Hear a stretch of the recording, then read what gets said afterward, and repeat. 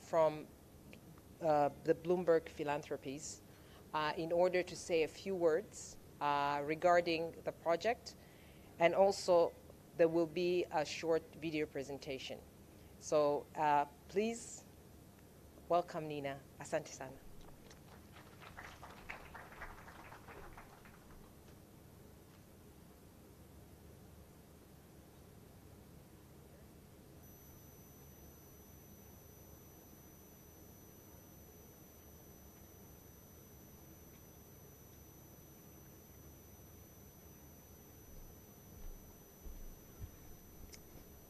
Habari zenu za asubuhi. It's really a pleasure to be back here in Tanzania, as Maria said, to celebrate the success of this program with all of you. Before I speak a little bit about the program, I would like to introduce a video and some video remarks from Michael Bloomberg, who has been the funder of this work. He is the 3-term mayor of New York City, and then the founder of Bloomberg LP and Bloomberg Philanthropies. And this project is extremely near and dear to his heart. It very much represents what philanthropy can do in partnership with a very driven and dedicated government and group of implementing partners. So before I speak, just a few remarks from him.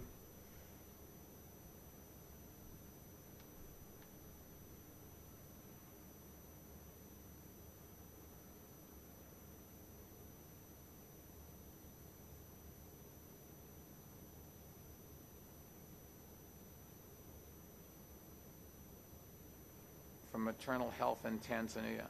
Since 2006, Bloomberg Philanthropies has been fortunate to work with the government of Tanzania, as well as nonprofit partners, to upgrade health facilities and train providers in Kigoma region. That work has really paid off. We've seen an increase in women delivering at health facilities. We've seen an increase in the use of family planning services, and we've prevented hundreds of maternal deaths each year. Private philanthropy can show that an idea works, but only government can implement the idea on a national scale. We're glad that Tanzania's government is committed to not only taking over our project in Kigoma, but also expanding the model nationwide. We hope that will result in the decline in maternal deaths across the whole country. Together, Tanzania's dedicated healthcare workers and government have shown what's possible, and this is a project that the world can learn from. So thank you for your leadership, for your commitment to saving lives.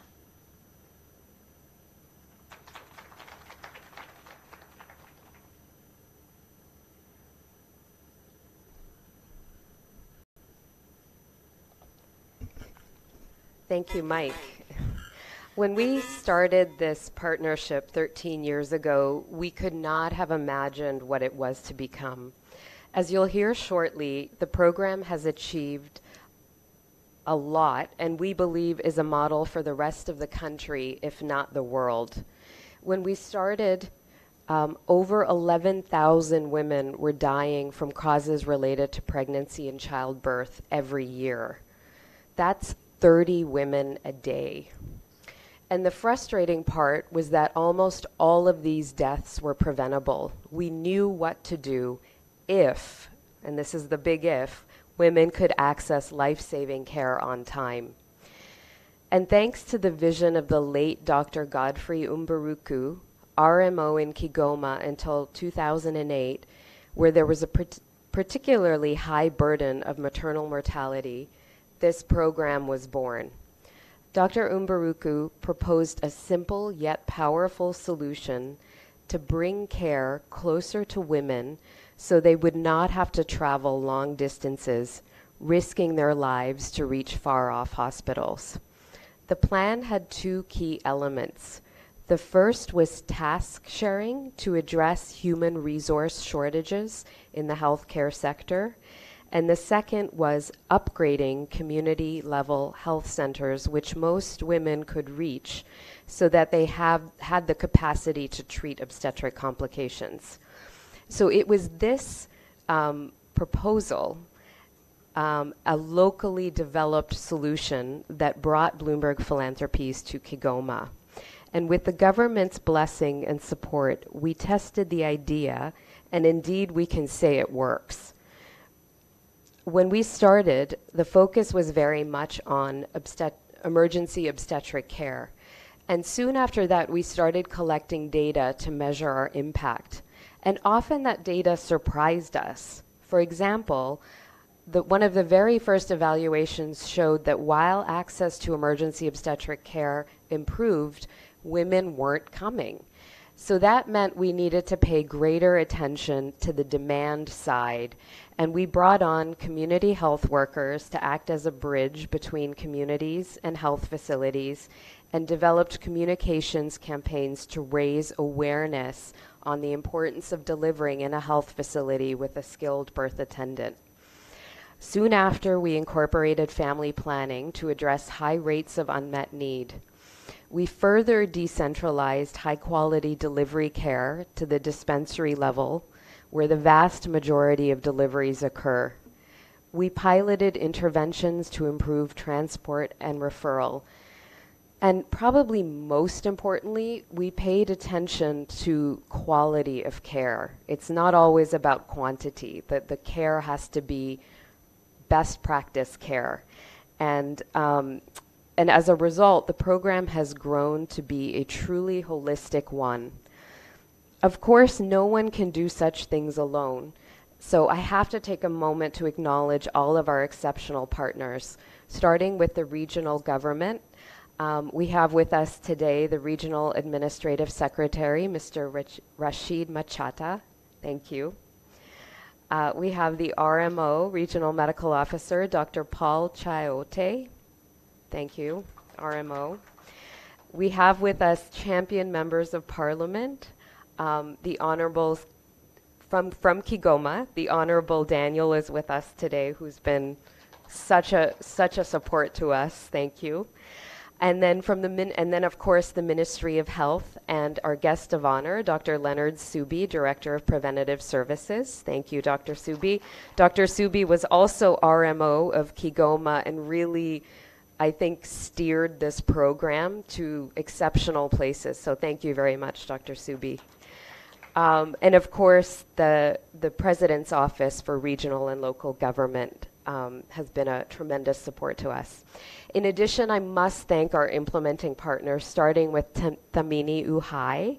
I think I'd like to pause for a moment and just comment on Thamini Uhai. We feel really proud that out of this work, the 13 years that we have been in Kigoma, emerged this organization called Thamini Uhai. Thamini Uhai is a Tanzanian organization. It's Tanzanian-led, run, managed, everything, and they have unparalleled experience when it comes to quality of care and how you provide high-quality care. I think probably not just in Tanzania, but in the region. And I think we as the donor community have to do a much better job of supporting local organizations. So I really do want to take a moment to mention Thamini Uhai and encourage any other donors that are in the room to support them. They're really exceptional.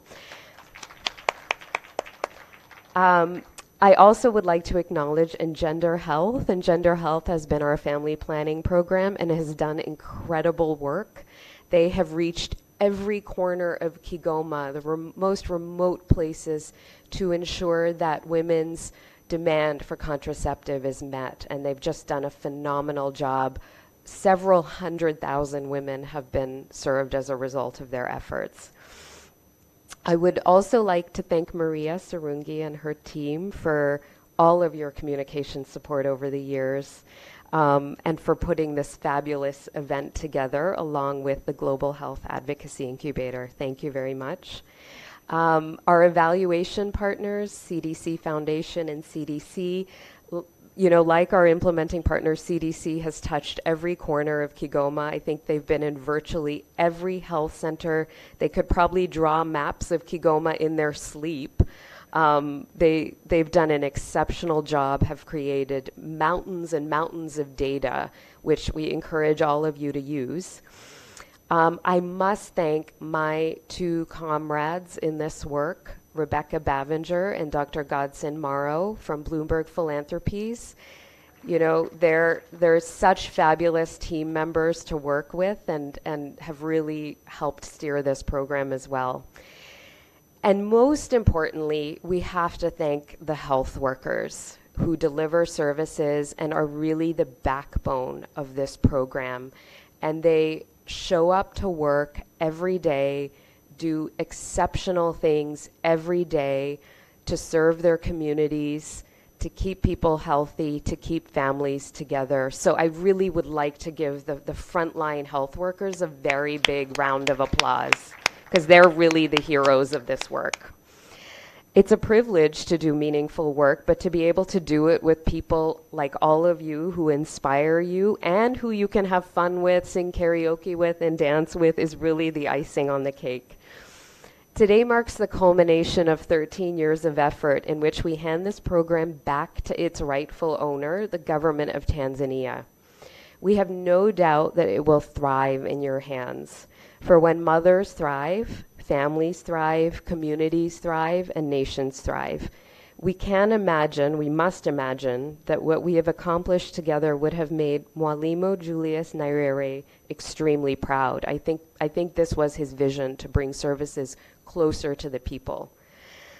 And so with that, I will conclude. Asante sana and ongera, I always get this wrong, ongereni sana. Thank you.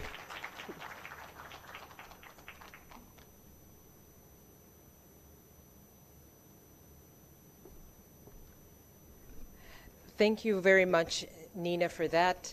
And just so that you get some idea when it comes to talking about the project, we do have a very short documentary that we would really love for all of you to see this and to understand a little bit how the project has changed the lives and saved lives of mother and children in Kigoma. So we'll have a short video right now and get to see this documentary, which will not be very long. It's a couple of minutes.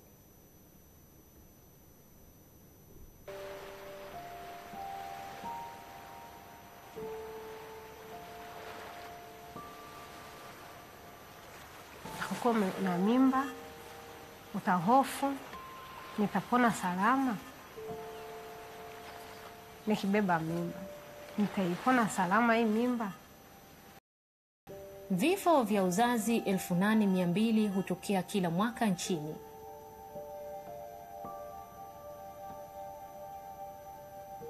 Hii ni sawa na kifo kimoja kila saa moja. Nchini Tanzania bado kuna changamoto kubwa ya vifo vitokanavyo na uzazi. Mwaka 2006 serikali ya Tanzania ilianzisha mradi maalumu wa afya ya uzazi mkoani Kigoma. Lengo kuu likiwa ni kuboresha huduma za afya ya uzazi na mtoto mchanga katika maeneo ambayo hayapati huduma stahiki na ya kutosheleza. Kabla ya mradi huu kuanza, kulikuwa hakuna madaktari bingwa katika mkoa huu na kulikuwa na vituo vya huduma za afya vichache vilivyoweza kutoa huduma ya dharura kwa akina mama wajawazito. Mradi huu umesaidia zahanati 70, vituo vya afya 12 na hospitali 3. Hasa katika maeneo ya upasuaji, lakini vile na watumishi wengine kama wauguzi. Mradi huu ulitumia mbinu ya kuwapa mafunzo waganga wasaidizi katika huduma ya dharura ya uzazi kama vile upasuaji, pamoja na kuwapa mafunzo wauguzi wa kunga katika utoaji wa dawa za usingizi. Tumeweza kuwafundisha madaktari ambao ni assistant medical officers 64 kuweza kutoa huduma zile ambazo ni timilifu za afya ya uzazi, mama na mtoto. Tunashukuru sana kwa serikali ya Tanzania. Ni wazi kwamba ushirikiano huu imeleta matokeo. Mradi huu wa afya ya uzazi umejikita zaidi katika upatikanaji wa huduma ya dharura ya uzazi katika maeneo ya vijijini. Sababu moja ya kukosekana kwa huduma hii ni umbali ambao akina mama hulazimika kusafiri ili kufikia kituo cha huduma za afya. Lemisia Simone Kamwenya anaishi Chagu mkoani Kigoma. Hivi karibuni amejifungua mtoto wake wa 6. Kutoka Chagu iliwalazimu akina mama kusafiri hadi masaa 3 ili kufika katika kituo cha afya cha Nguruka. Kwa mama mzazi ni lazima uogope. Usiku muda wa saa 5 kwenda saa 6 kama mjamzito nikasikia kama vile kuna maji yanamwagika, kuinuka na kuta ni damu zikamwagika kweli. Alipofika hapa nikampokea, nikamchunguza, nikampatia huduma ya kwanza. Tatizo alilokuwa nalo kwa hapa nisingeweza kumsaidia.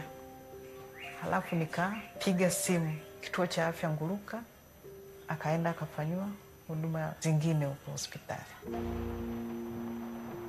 Lakini kutokana na mradi huu, kwanza tumepata ambulance iko pale. Wakati mwingine tulikuwa tukiita ambulance, tunaambiwa mafuta hayapo. Mfumo huu mpya wa rufaa unawapa nafasi wauguzi wa kunga watumia wagonjwa wao katika vituo vikubwa zaidi vyenye uwezo mkubwa. Ndio ushirikiano wa serikali umeleta mafanikio makubwa katika uzazi salama katika maeneo ya vijijini hapa Tanzania. Na alipofika hapo usiku, tulikuwa tumeshajipanga. Kwa hiyo tulimsaidia kwa kumleta haraka theater, kumfanyia operation. Bila operation mama angepoteza maisha, hata kutoka damu tu angeenda kwenye shoko na mtoto kupoteza maisha.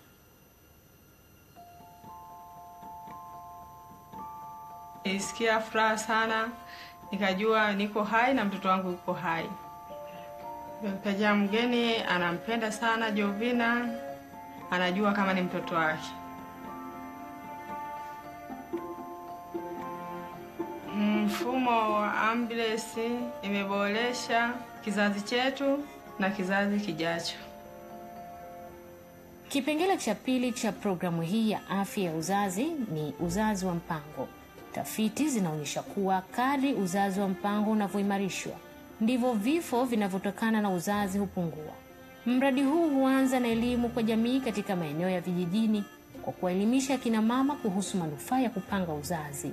Baada ya elimu hii, akina mama wanapewa fursa ya kuonana na wataalamu wa afya wanaowapa mbinu stahiki ya kuzuia mimba zisizopangwa.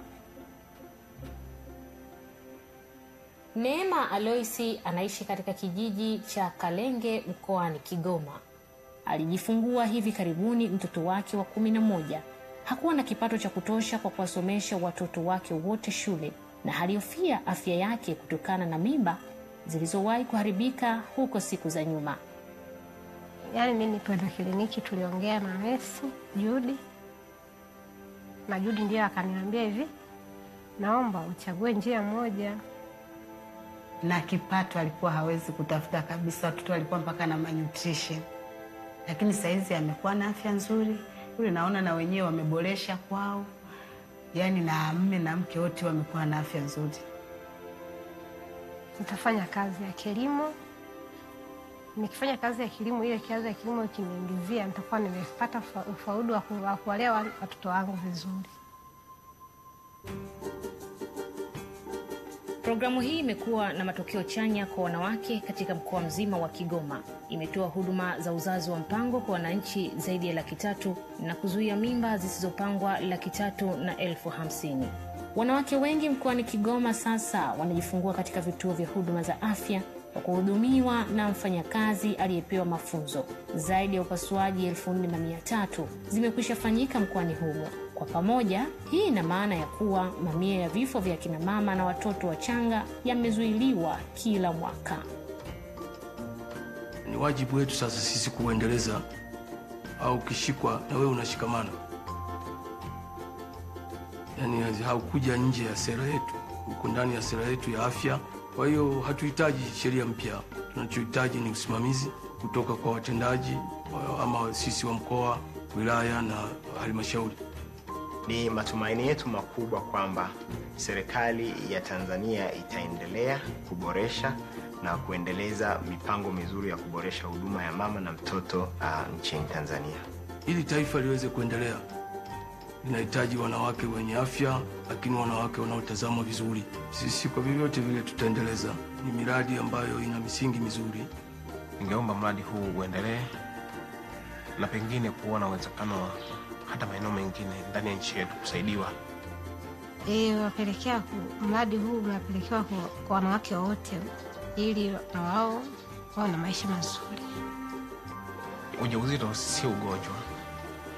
Kwa hiyo si haki kwa kina mama kufariki kwa sababu ya uzazi. Na hii ni haki ambayo imeainishwa kwenye hati za Umoja wa Mataifa.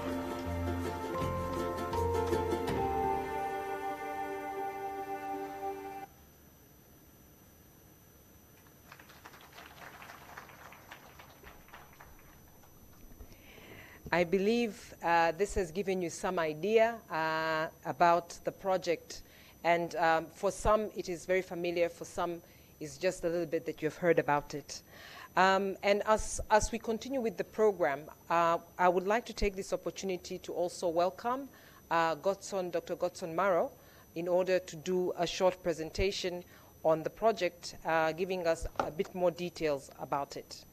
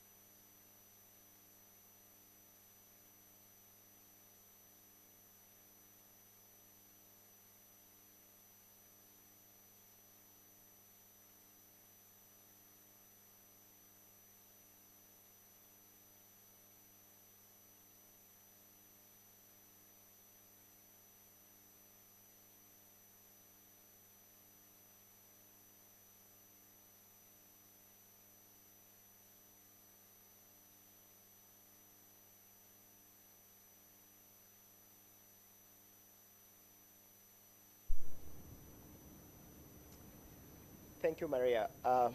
While we're waiting for presentation to show up, it's ready, I would like to quickly, in summary, tell you about this project which started in year 2006 by starting by saying that this project was mainly implemented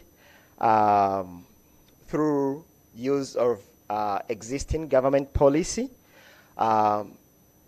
by using innovations. So we didn't come up with things which are quite new, but more of innovation in implementation of government policy, which shows that the policy works. So to start with some few statistics, I would like to start with sharing with you what we are going to cover in this presentation.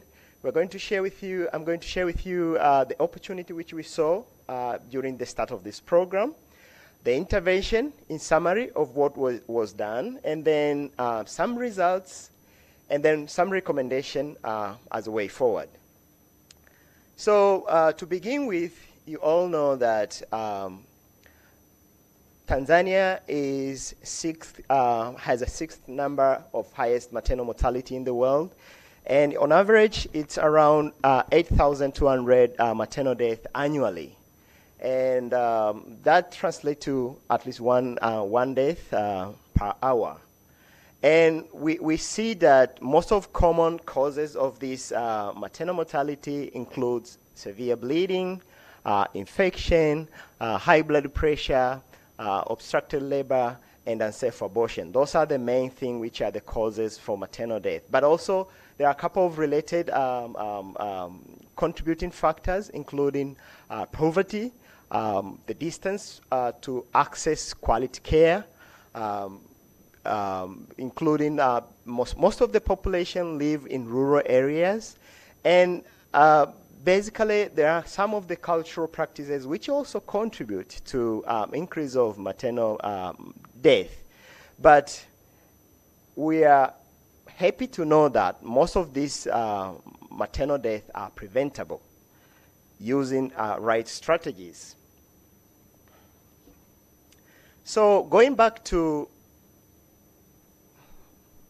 the program overview, this program has went through a couple of phases, starting year 2006 to year 2013. This phase included increased access to emergency obstetric care in 3 regions, which are Kigoma region, Morogoro region, and Pwani region. And the focus was to upgrade health centers to be able to provide this comprehensive health care, which include the surgical care. And then the second phase, which started in year 2013 to 2015, it integrated family planning as one of the main components, and also included post-abortion care in the program. And also continued with massive campaign for education and demand creation.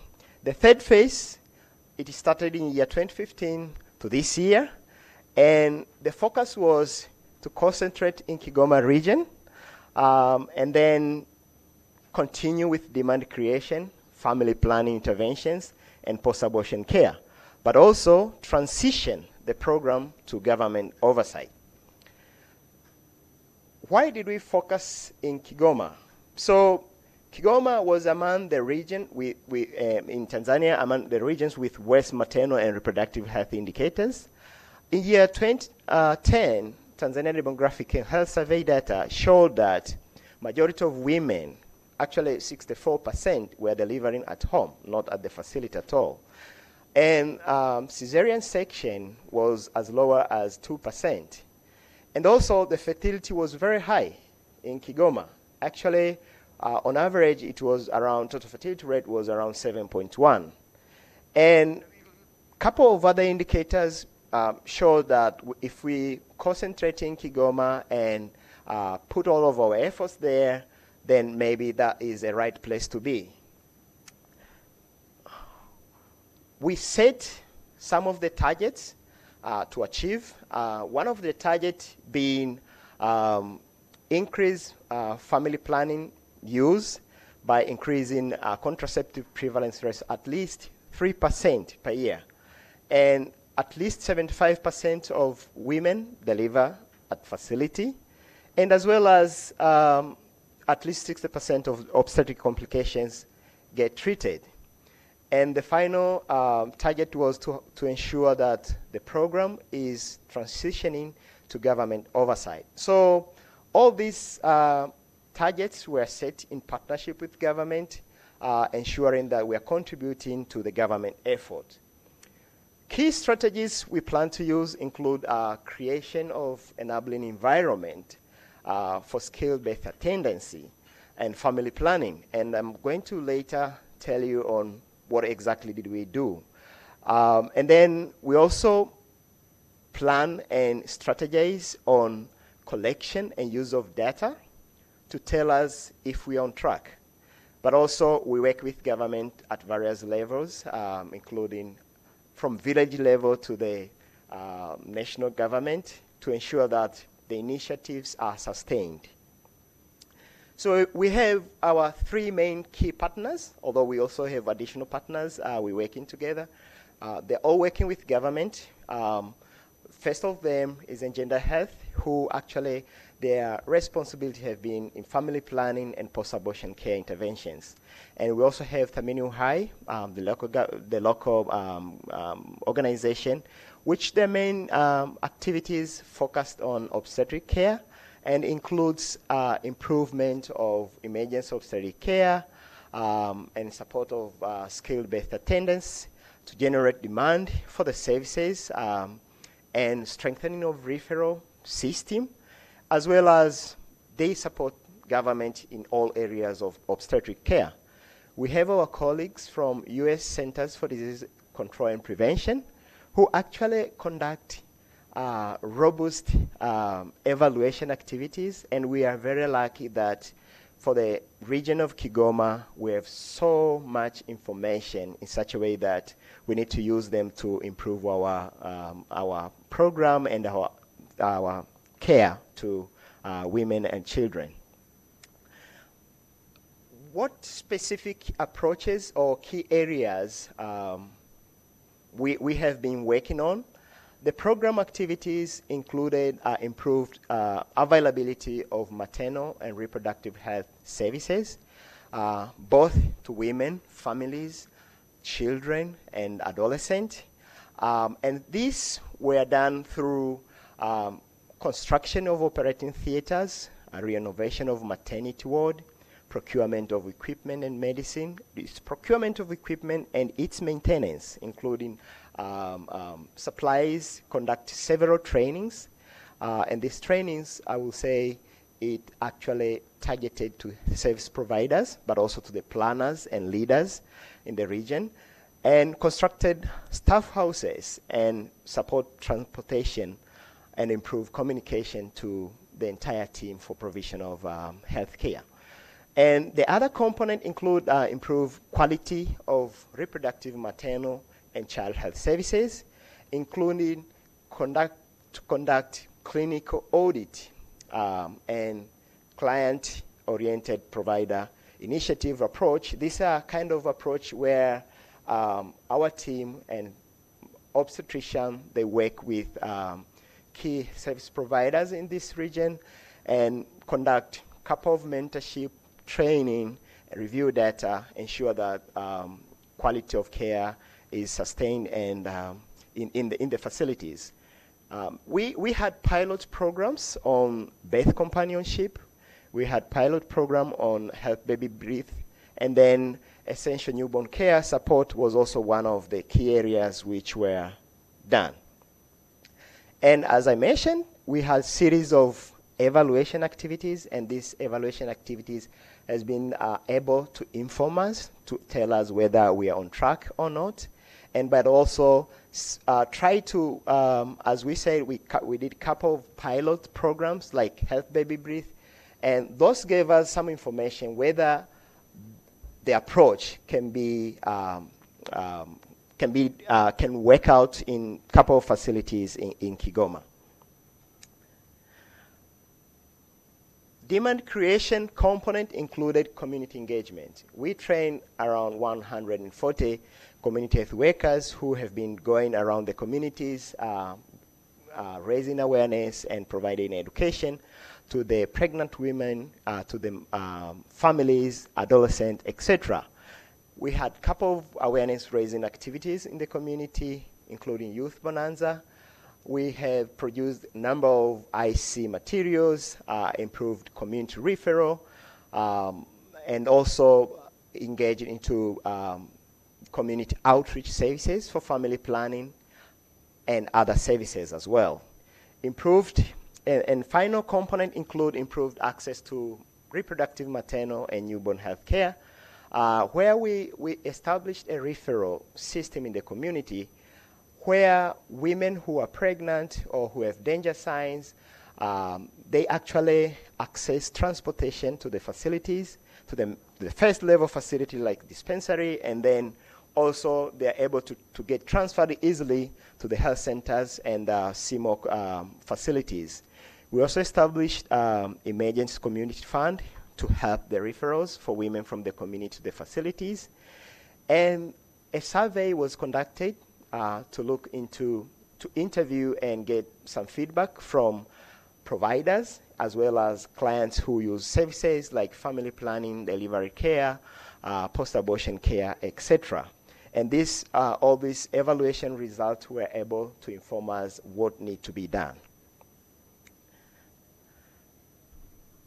In summary, we have trained a lot of healthcare providers. I'm not going to go through all those numbers, but I would like to tell you that as an overview, in Morogoro we worked in one hospital, Ulanga Hospital, and 3 health centers. these 3 health centers, we upgraded them for provision of comprehensive emergency obstetric care.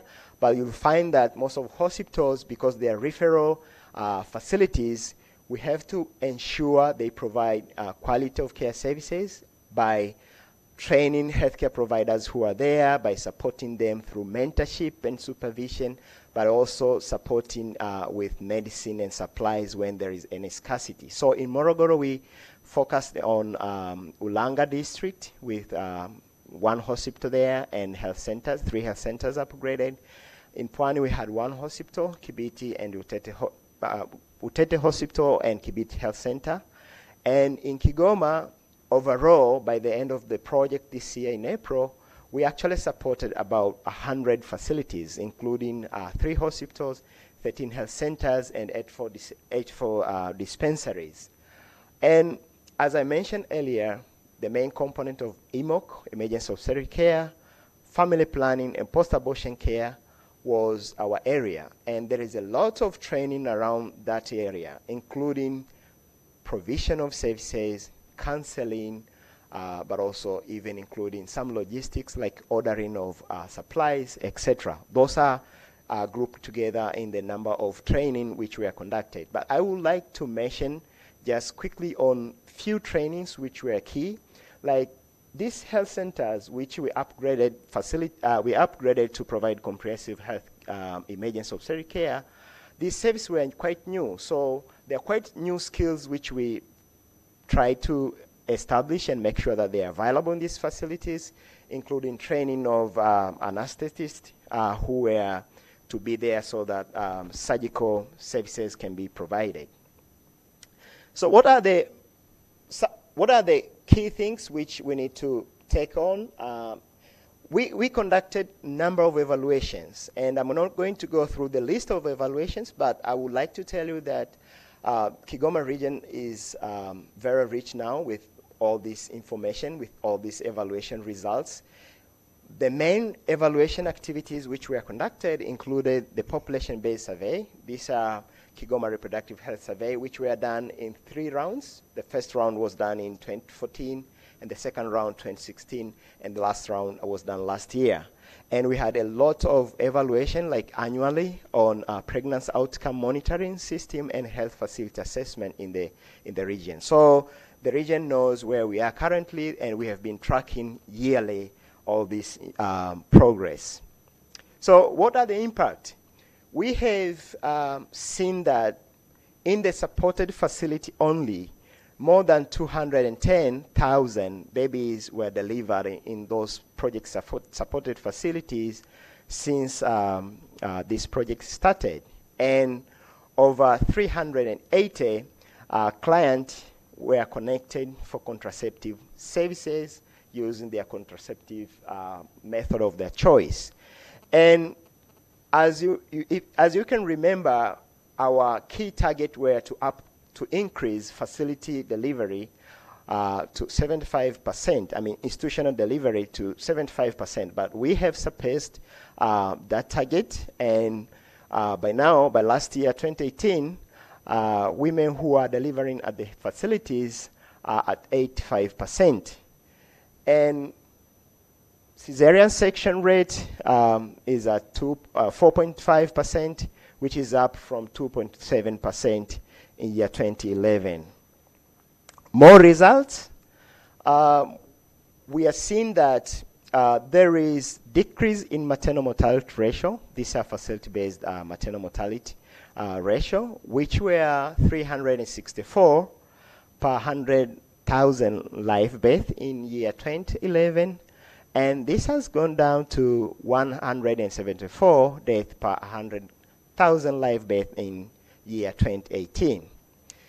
Those are some of the results we are observing. There are a couple of them which are to be disseminated through final reports which will be coming up later.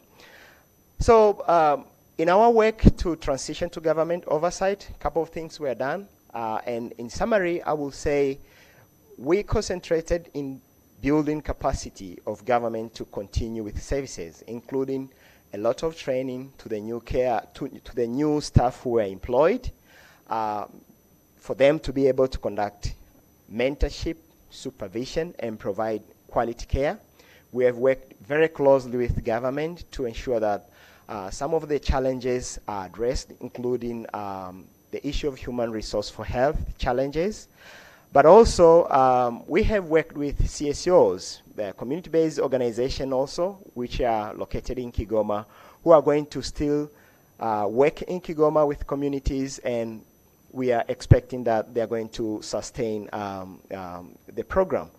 And we ensure in all of the activity we work with the government, Ministry of Health, PRALG, but also the regional government and councils in Kigoma to continue implementation of the program activities.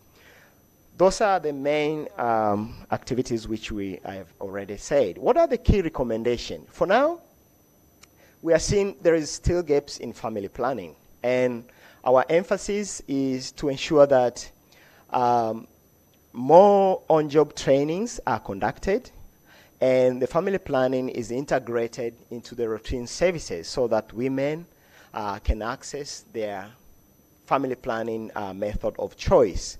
But we also see the opportunity for direct financing, facility financing, as one of the areas where facilities will be able to plan and set their strategies and use their money based on their needs.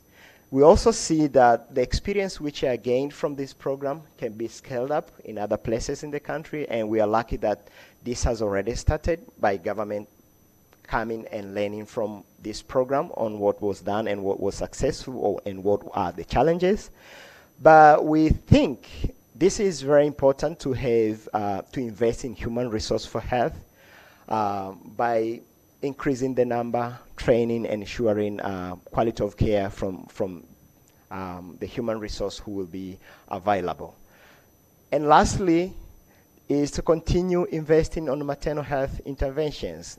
We are seeing that although we have all this success, there are still more challenges, and we call upon all development partners to work with government and support government in improving maternal and reproductive health in Tanzania. Thank you very much.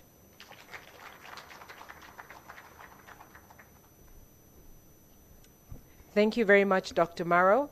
And now we would like to have a discussion. I call it a discussion because at times it's better sometimes to do it in a set of conversation instead of presentation, to discuss not only some of the key challenges and successes, but to also address one of the most important questions. One is what has made this project successful, but the other thing is it scalable? And we just heard it's scalable, so what makes it scalable? We'll also be hearing from some people on the ground who have been on this project from the part of the government and elected officials. So I would like to invite up here the following speakers who will help us to have that conversation. I would like to start by inviting Thamini Uhai Executive Director, Dr. Nguke Mwakatundu, if you could please come up. Dr. Masako from Engender Health Tanzania, karibuni sana. And if we could get Dr. Chaote Arimo.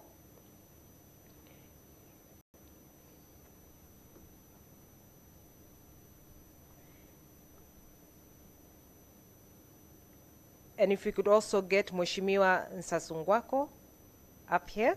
Yeah. And also if we could get also Florina from CDC. Karibuni sana.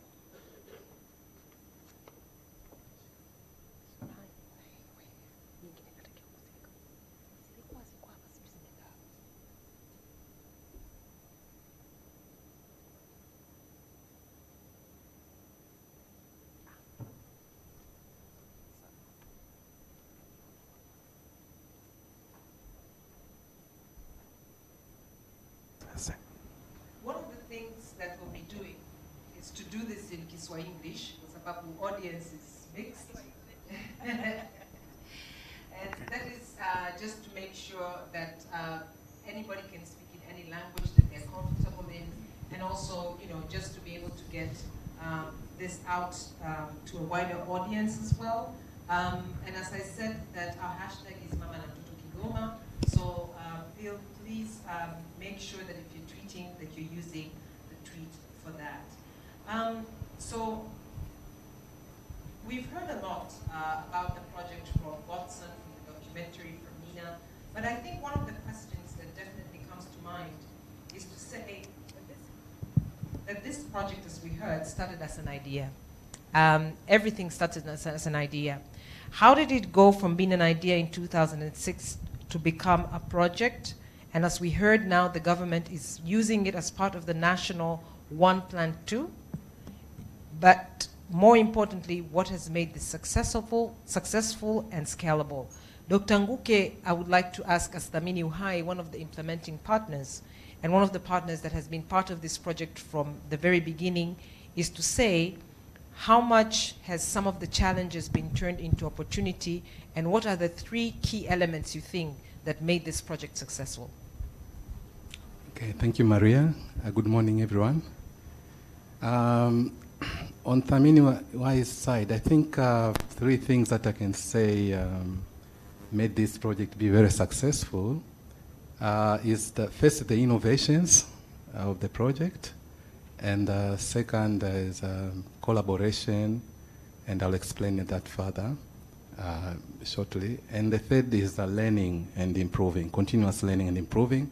And starting with the first one is that the project, the way it was designed in the beginning, as you mentioned the history from Dr. Godson and Baruku, it was more about the challenges that we are facing in rural areas to access the comprehensive measures of social care services.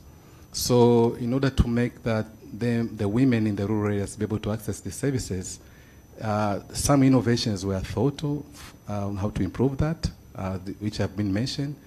And I say the key innovations of task sharing, of using mid-level providers to provide these services, and building capacity in rural health centers to be able to provide these services, continuous supervision mentorship to enable these providers to be providing these services. I think these were key to make the project work and have good results. And the challenges that were turned to opportunities, I can say the challenges that we know in the rural areas, the challenges are the poor roads, poor infrastructure facilities, shortage of health providers, skilled health providers, distances to the health facilities. These are major challenges which make women not able to access the services, but those services not being available. So there are tons of opportunities due to the model that was set.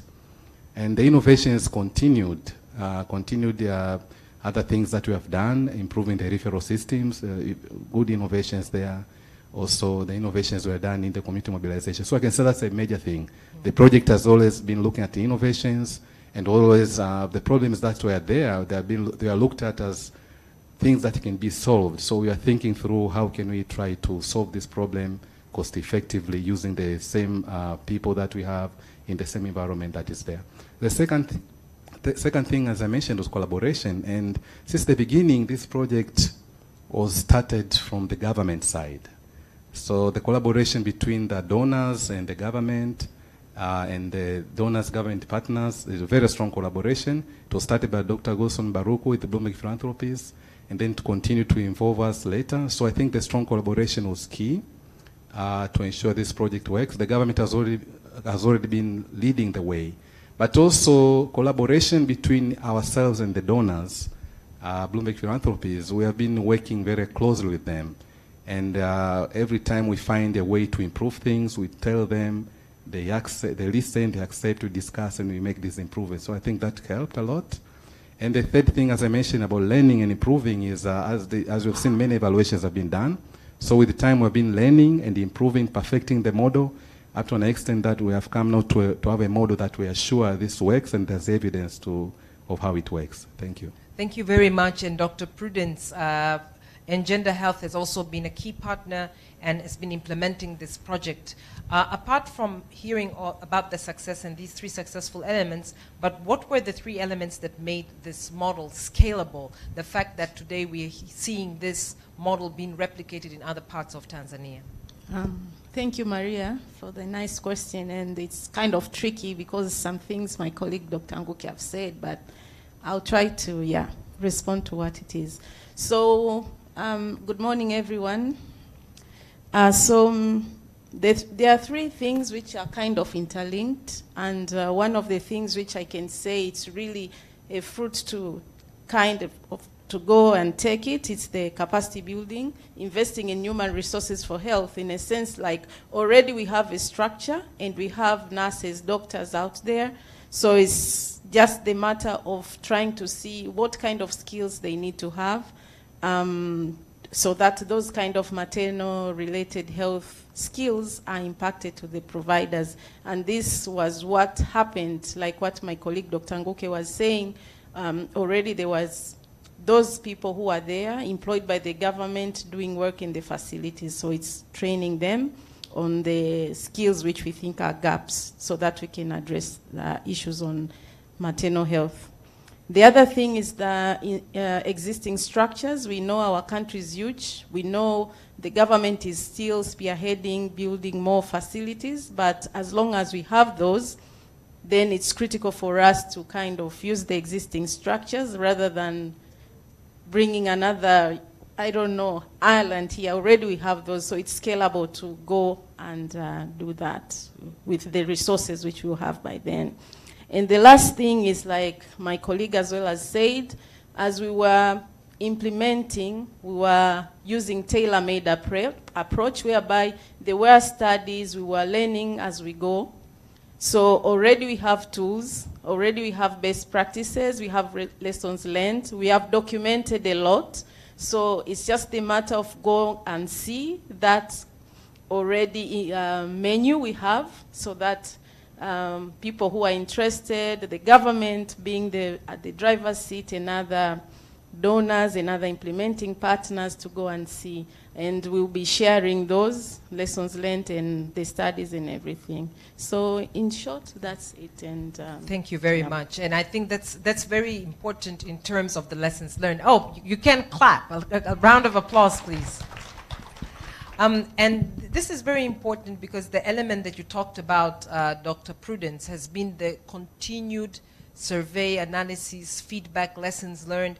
And I'd like to turn to you, Florina, from the part of the CDC that has been so much part of this project in terms of the evaluations, in terms of making sure, as we saw, there is this whole list of surveys and studies, and these are, we're talking about scientific, by the way, these are scientific studies and surveys that have been done. And the question that comes to mind is, how did this evaluation become a major factor, and how much was it evolving over time? I'm quite sure that when you originally wrote the first survey, and I know that you were personally involved from day one, and what you eventually ended up doing is different.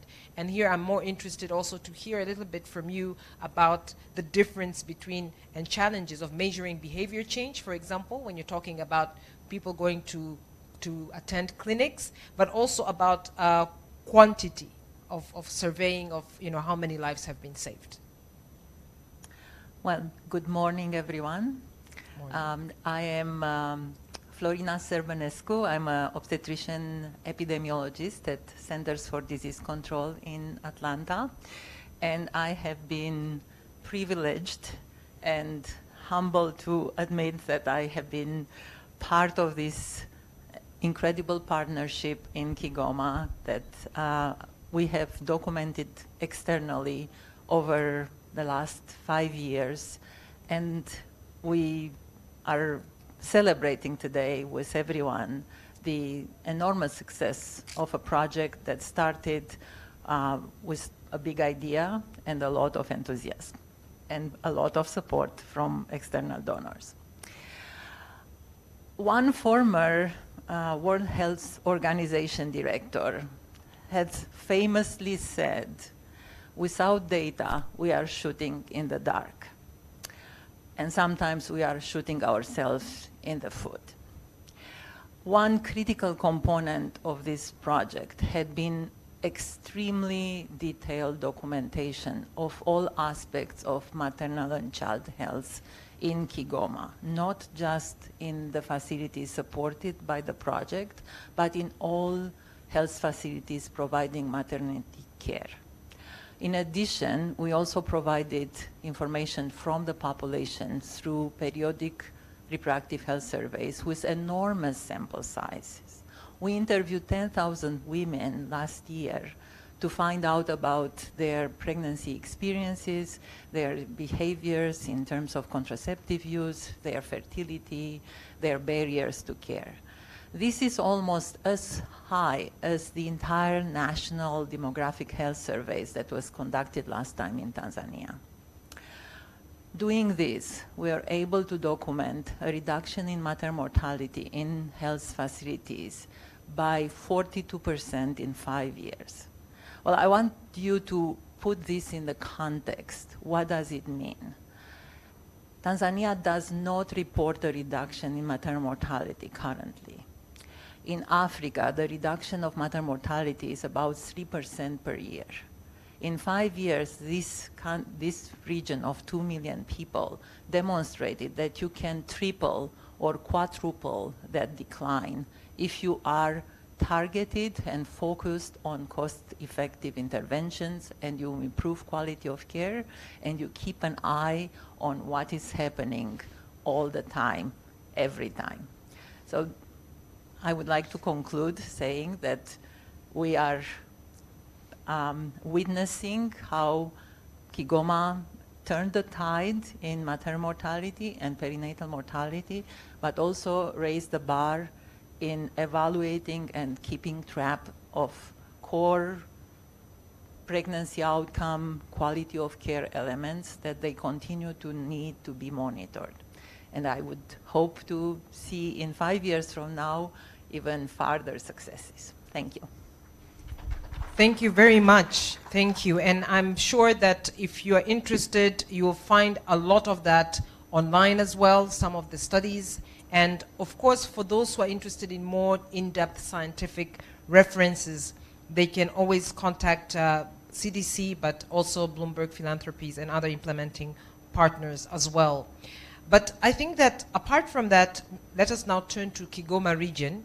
And I think that the involvement of the partners in this region has really changed over time, how maternal health has been given. And we saw that in the documentary.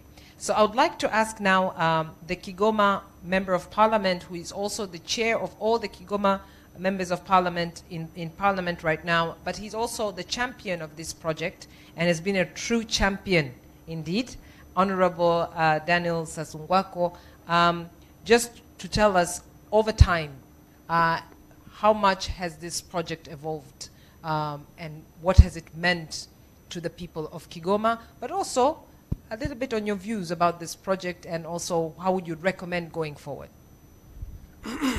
Yeah, thank you very much.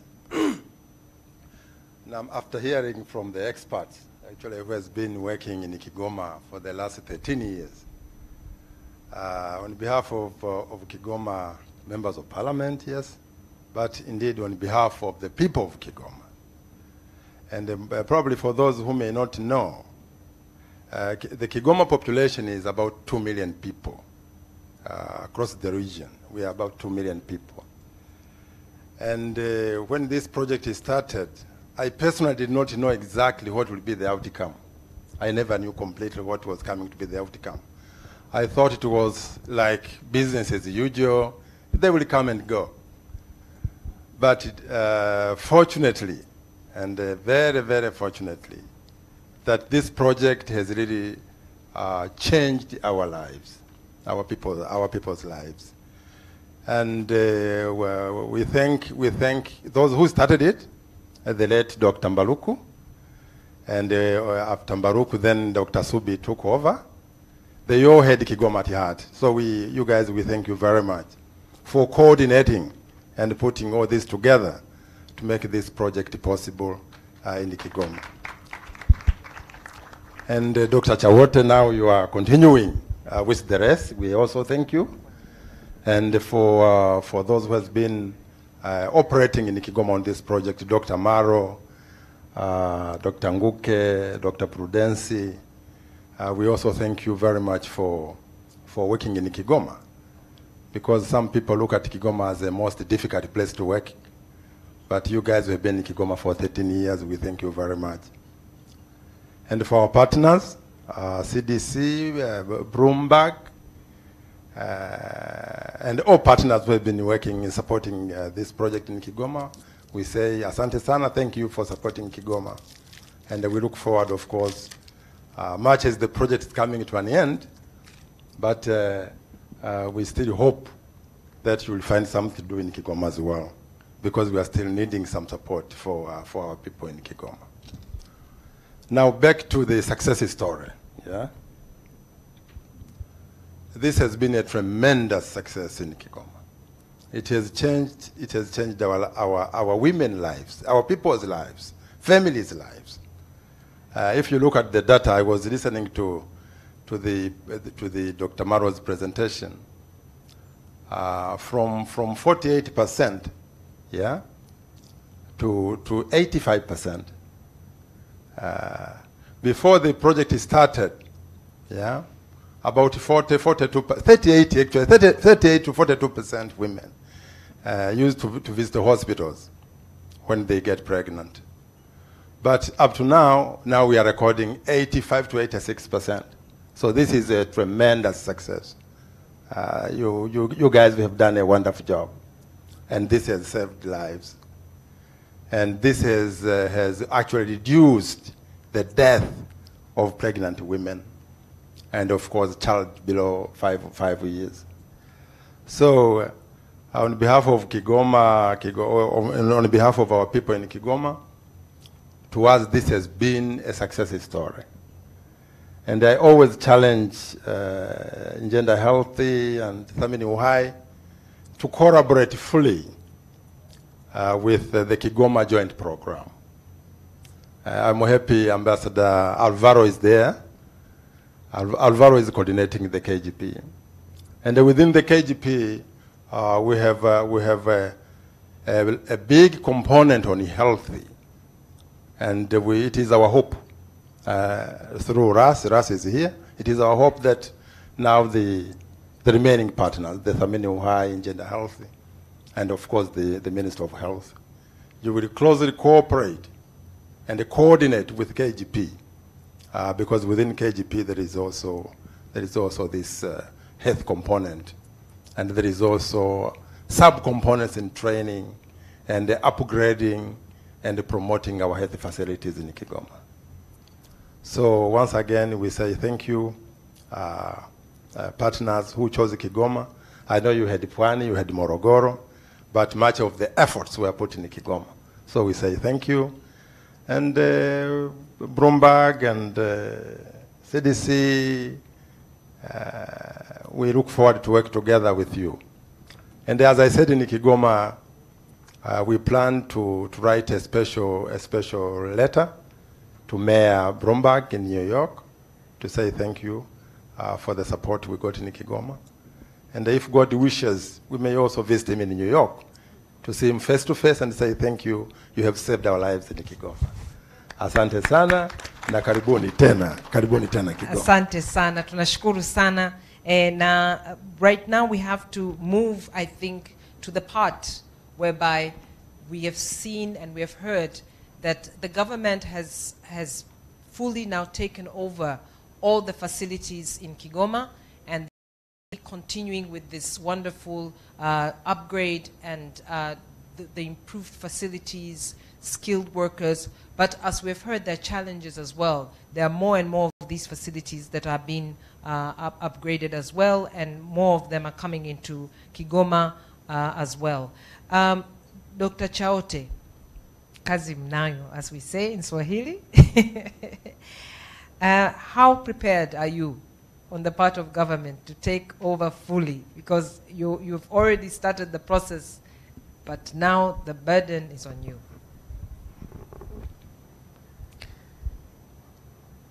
Yeah, thank you very much. Ladies and gentlemen, good morning. Well, first I would start by highlighting that we, as a distinguished member of parliament, have elaborated, we are very grateful to this project in Kigoma, as Kigoma have been one of the most disadvantaged regions in our country, with respect to maternal and reproductive health indicators, we are not doing very well in the past. I would say in the past, because if we now come to the current situation, we are now almost on track as compared to other regions in our country, except for family planning indicators. This project started in our region 206, as I said, at the time where the national had assessed the situation of provision of emergency obstetric services, at which nationally we were not doing very well. The plan was to make sure that at least 50% of the centers could provide comprehensive emergency obstetric services, and for the dispensaries, at least 80% should be able to provide the BMOC services. Now you can see the situation where we are now in Kigoma as a result of this project, where by December we have surpassed 50% of all health centers in our region are now providing CMOC services. And we are now almost 80% of all health centers which are currently in our region. And we are, at the government, we have embarked into now upgrading all other health centers. We will be finished with only 2 health centers which are not yet upgraded by the end of, possibly by the end of this June.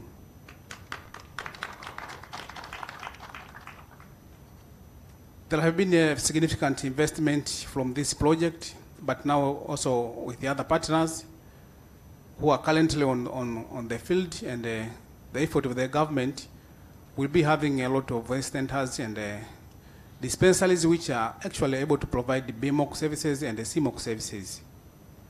And now we have a huge demand to make sure that those services continue to be provided with or without the support of the partners who were locally and now who are suddenly now living like Bloomberg philanthropies.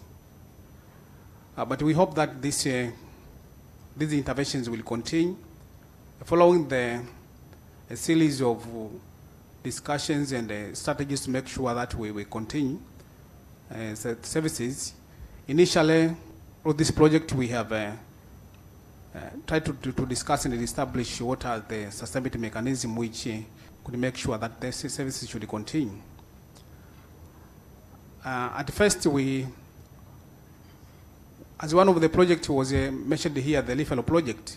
This Leaflet project is a community-based intervention, which actually the communities mobilize the sources of funds, make sure the facilities are available. So this is the project which should continue with or without support from outside the community-owned resources. So this is an area which, as a government, we think we would try to strengthen and supervise closely so that the project continues. And this is very important because we have seen that most of the deaths is also happening in the community, where people do not just have the transport to go to the facilities so that they can go early and get help when they have complications. Another aspect which will make sure that this project and the other health interventions in our region continue is harnessing the current model of direct health facility financing, as was said by Dr. Malo's presentation, that the facilities are now equipped to make sure that they plan with their communities around in the catchment area. They plan for their own health interventions. They actually do themselves, and they daily plan and report. So this is a mechanism which we think from the district level, the regional level, to come and plan for the interventions at the health facility. We try to make sure that the ownership of those services which are available at the level of the dispensary or health center are within their own community. And this we try to link with the current model which have been very successful from our neighbors, from our other regions like Mbeya, where we have a Uturo model where the system of the community health workers, which is strongly linked with the facility, the dispensary, have helped them maternal death for the past more than 20 years, I think. They don't have any maternal or perinatal death. And this is a model which, as a national, we are trying to see how we can try to integrate into the existing systems with the availability of the opportunity of direct facility financing. Another model which will keep us at the government to make sure that the services, and especially financing for these services, is also strongly supported, is through the use of a community health fund, where we have a new model, the now improved CHF, in which case we think that the facilities will be able to have funds for running the facilities and trying to reduce the dependence from our partners or from the central government. Another aspect which we think also will happen, will help us to continue making sure that the services continue, is the already established system where the capacity of the health workers from the level of managerial and leadership, clinical services, have been established, where our staff have been trained on various key areas of managerial and clinical services. This is also an investment which have been left behind. And we are also happy that other partners on the ground are also still helping to build the capacity of our people so that they can be in a level to manage and also supervise their services in our region. Lastly, the model which we think also will link closely the community systems with the facilities, where these have been shown to remarkably support increase of the first deliveries, is use of the CHWs, where the CHWs are paid for performance in case they perform well on their duties, which among of them includes escorting the women to go to the facilities.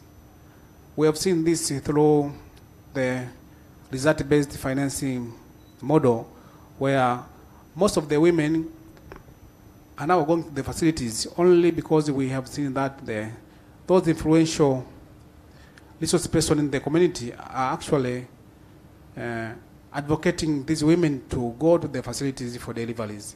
So this is an area which, as a government, we can embark on, but also other partners, if they can continue to support this area, this also will perpetuate the services and make sure that all the indicators that we have achieved will not go back again to the lower levels. The tremendous increase of the facility deliveries we have seen through the evaluation in which have been ongoing in conjunction with the CDC, we have seen a big increase of facility deliveries from 2015 to 2018. And this is an area where most of the interventions of these community-based systems were strengthened. So this is an area which we think is an asset which we need to establish more systems to make sure the community are linked, but also increase the funding in this area. Thank you very much. Asante sana, thank you. And with that, we have completed our panel, and I do have, if somebody does have a burning question or wants clarification, we do have opportunity for that before we move on to the next program. And we can get the mic to you. Does anybody have any questions? Of course, there will be an opportunity to network afterwards, but there may be something that someone might want to ask. Karibuni kama kuna swali. I think it was very clear. So that will, with this, we will end now this round of our panel, and I would like to ask to give a big hand to all our panelists for this wonderful contribution, giving us some insight to the project. Asanteni sana.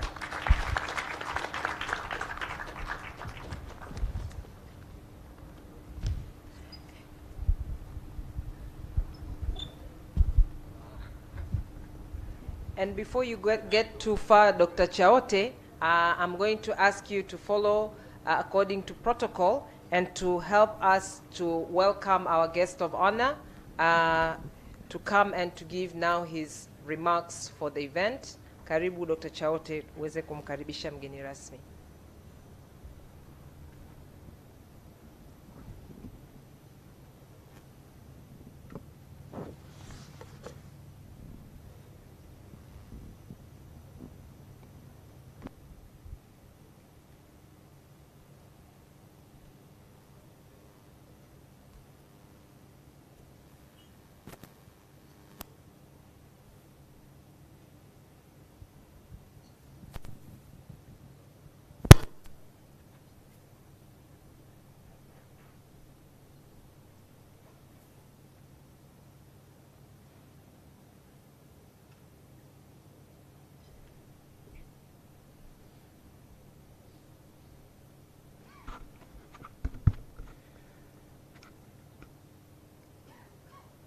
Hello. Yeah, because of the national protocol, I would now switch to Swahili now, because the guest of honor is going to address this audience. It is imperative that the address be in Swahili. Mheshimiwa mgeni rasmi, mwakilishi wa waziri wa afya, maendeleo ya jamii, jinsia, wazee na watoto, ndugu katibu tawala wa mkoa wa Kigoma Rashid K. Mchata, Mheshimiwa mbunge wa Kigoma Daniel Sazogwanko, Nina Plashadi kutoka Bloomberg Photographies, Dr. Nguke, mkurugenzi mtendaji wa Thamini Uhai, Prudence Masako, mkurugenzi kutoka Gender, mwakilishi kutoka Gender Regional Office, ndugu yetu Alvaro Rodriguez kutoka Umoja wa Mataifa, ofisi nazo ratibu shughuli za Umoja wa Mataifa nchini, ndugu viongozi wote waalikwa, mabibi na mabwana.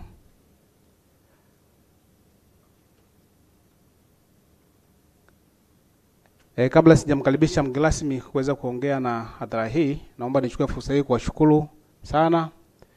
Kwanza kabisa Michael Bloomberg pamoja na Bloomberg Philanthropies kwa ujumla, wadau wote ambao wamekuwa wakifanya kazi katika mkoa wetu wa Kigoma, CDC, Thamini Uhai, Gender Health, Amka, lakini vile vile na wadau wetu wengine kama Advocacy Incubator ambao tumekuja kuanza kufanya nao kazi baadaye, Compass Communication kiongozwa na dada yetu Maria Salungi, kwa namna ambavyo tumefanya kazi katika mkoa wetu wa Kigoma, na leo hii tunafikia hitimisho la kufunga mradi huu. Ni bahati mbaya kwamba tunasherehekea kufunga mradi kwa sababu unafunga huko wakati bado kuna matobo. Lakini kila kilichoanza na mwanzo hatimaye kinafikiaga mwisho. Lakini mwisho huu sio mwisho wa mambo yote.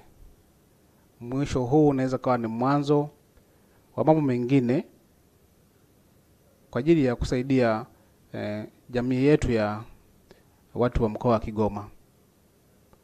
Kama ambavyo tumeona, Kigoma ukweli ilikuwa bado tuna changamoto maeneo mengi yanayohitaji usaidizi katika kuboresha huduma za afya. Eneo hili la mama na mtoto ni mojawapo, lakini tuna maeneo mengi mtambuka ambayo yana changamoto nyingi. Mathalani ugonjwa wa malaria. Kitaifa bado Kigoma tuna changamoto kubwa ya kiwango kikubwa sana cha maambukizi ya ugonjwa wa malaria. Hivyo nasema huu ni mwisho wa project hii, lakini bado tunaomba jamii yote ya wadau wote ambao wamekuwa kutusaidia. Tusione kwamba sasa ndio tumefika mwisho, Kigoma imenemeshwa na mradi huu, imekuwa vizuri, sasa wako tayari kuendelea wenyewe. Bado tunahitaji usaidizi mkubwa, maeneo mengi ya mtambuka ambayo yanahitaji kuboreshwa zaidi kwa ajili ya kuendelea kuboresha huduma za afya katika mkoa wetu. Tumeona miradi mingi katika nchi yetu na maeneo mbalimbali ambayo imekuwa kifanyika. Aidha inafanyika kwa kipindi kirefu au ni kifupi, ina fedha nyingi au kidogo, lakini matokeo yake hatujawahi kuona ni makubwa kiasi gani ukilinganisha na project hii ambayo imefanyika katika mkoa wetu. Kwanza tumelea ground za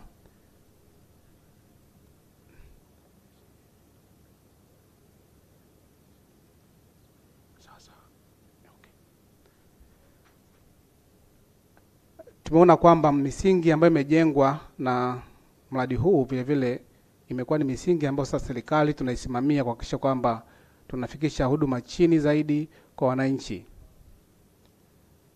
Na hivyo ni wazi kusema kwamba tumejifunza mengi kutoka mradi huu.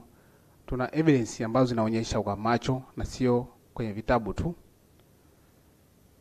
Kwa hiyo tunaomba wadau wengine ambao wapo, tunafahamu wadau wetu wa UN kupitia mradi wa Kigoma Joint Program wanaendelea kutusupport kwa sasa, ambapo tunatarajia tutazidi kuboresha vituo vyetu tulivyo navyo, na tunafurahi kwamba kupitia kwenye mradi ambao unafadhiliwa na UNFPA ambao ni sehemu ya Kigoma Joint Program tumepata fedha kwa ajili ya kujenga wodi za kina mama katika vituo 9 ambazo ni zahanati 9 katika halmashauri za Kibondo, Kakonko, Kasulu DC na Kasulu TC. Mkoa wetu ni mkubwa, changamoto ya jiografia mnaifahamu, na tuna watu wengi takriban 2.7. Kwa hiyo maeneo ambayo yanahitaji mkubwa wa kuendelea kusaidiwa ni mengi. Bado tuna maeneo ambayo umbali wake kwenda kwenye next kituo ni zaidi ya kilomita 50 kufika kwenye kituo cha afya. Tunatamani kuona kwamba gap hili linazidi kupungua ili wale wanaotoka kwenye ngazi ya jamii basi waweze kupata huduma hizo ndani ya kilomita 5 kwenye ngazi ya zahanati. Wale ambao wanafika kwenye kituo cha afya isizidi kilomita 20 wafika kwenye kituo cha afya. Kwa bado maeneo ambayo yanahitaji usaidizi ni mengi, na tunaomba tuendelee kushirikiana katika kupanga na kusaidia wananchi wetu wa mkoa wa Kigoma. Nisingependa niendelee zaidi haya, lakini haya ni ambayo nafikiri nipenda niyaseme kabla sijamkaribisha katibu tawala wa mkoa wa Kigoma ili aweze kutoa salamu zake na hatimaye mkaribishe mgeni rasmi kwa ajili ya kuongea nanyi. Baada ya haya machache, naomba nimkaribishe katibu tawala ili aweze kukaribisha mgeni rasmi. Asanteni.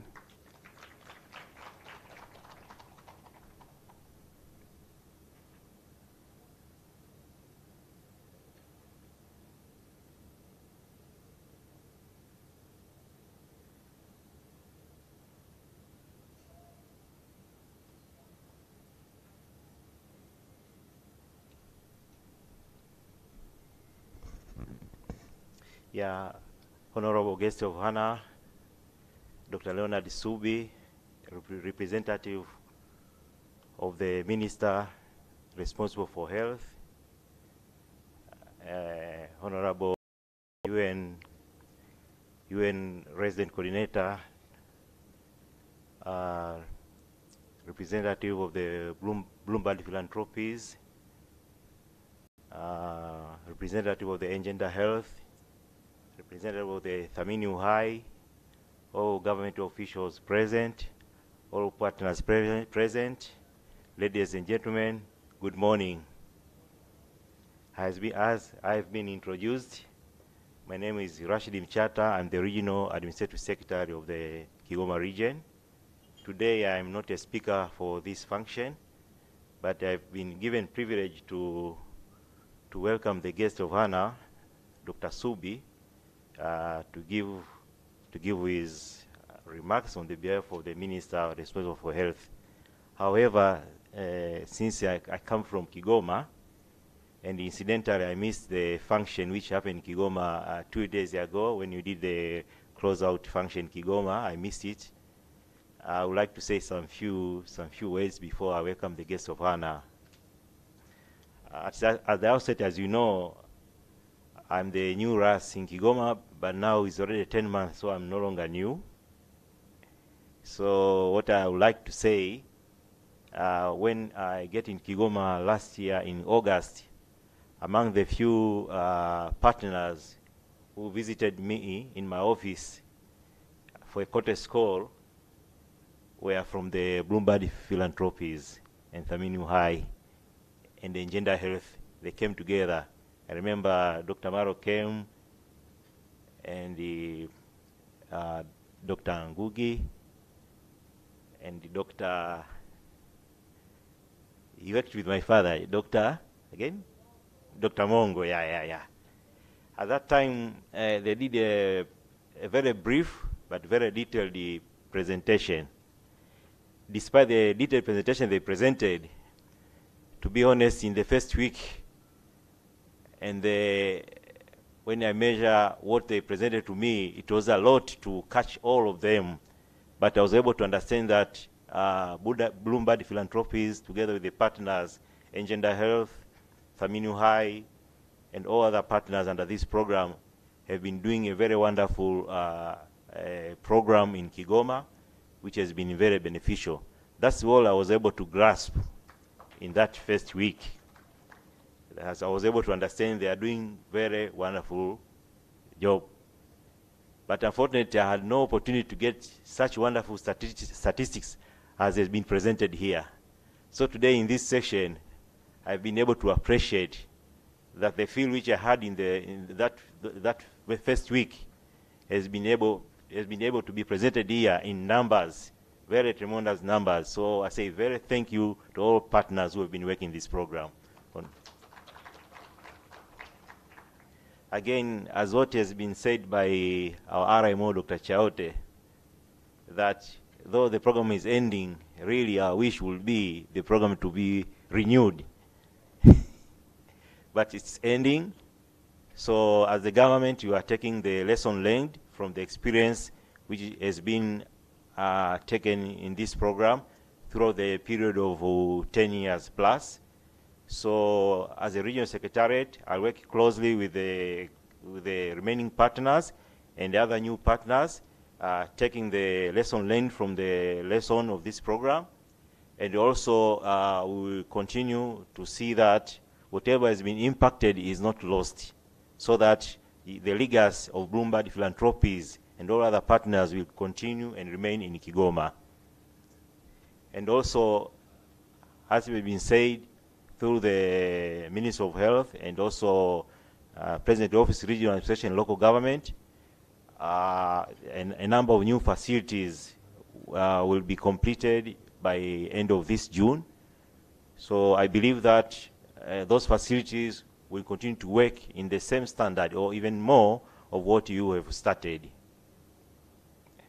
Lastly, I would really like to submit our appreciation for all the partners, and I would also like to present our bucket list to the chair of the Kigoma Joint Program, the UN Resident Coordinator, Mr. Alvaro, on the remark which has been given by our champion, Honorable Sanzugwanko, that in January, as you remember, we added the 7th pillar under the Kigoma Joint Program, the Health Plus.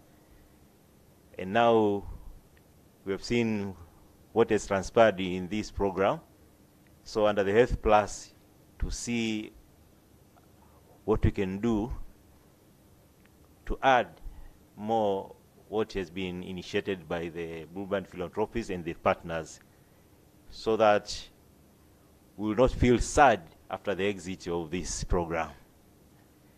And with those few remarks, I would now like to take this opportunity to welcome Dr. Leonard Subi, who is the representative of the Minister responsible for health, to give his official remarks for this wonderful conference. Thank you very much.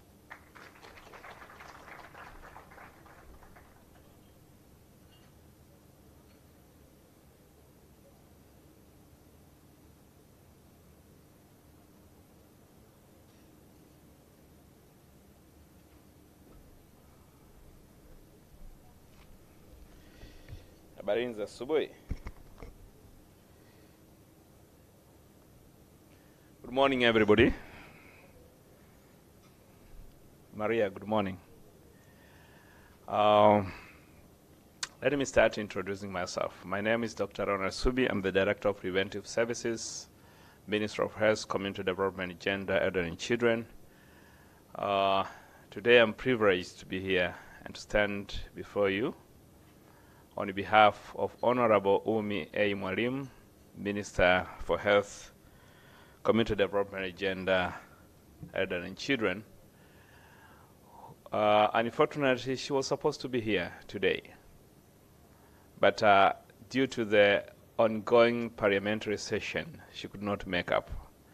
So kindly receive her greetings and her sense of appreciation for all visitors who have traveled all the way from United States of America and other places of the world coming to Tanzania.